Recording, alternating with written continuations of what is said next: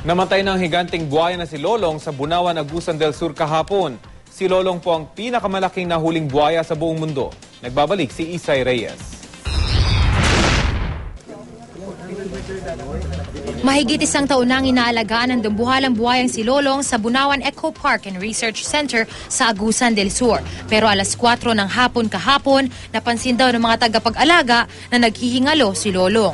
Ayon kay Dr. Alex Collantes ng Davao Crocodile Park, pinuntahan niya ang buhaya nang tawagan siya ng mga taga-Bunawan. Bandang alas 8 kagabi, tuluyang namatay si Lolong.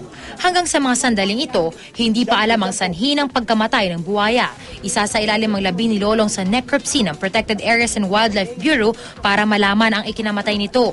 Nahuli ang saltwater crocodile sa isang creek sa Barangay Nueva Era sa Bunawan noong September 2011. Pinangalanan siyang Lolong alinsunod sa pangalan ni Ernesto Lolong Goloran Cañete na namatay sa atake sa puso habang hinahunting ang buwaya.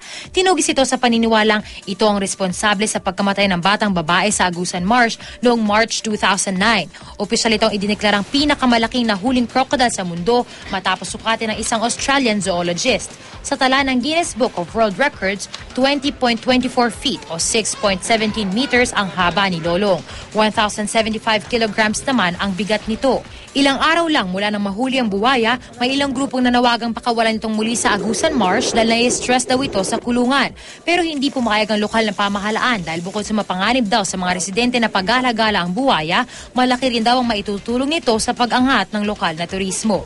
Isay Reyes, GMA News.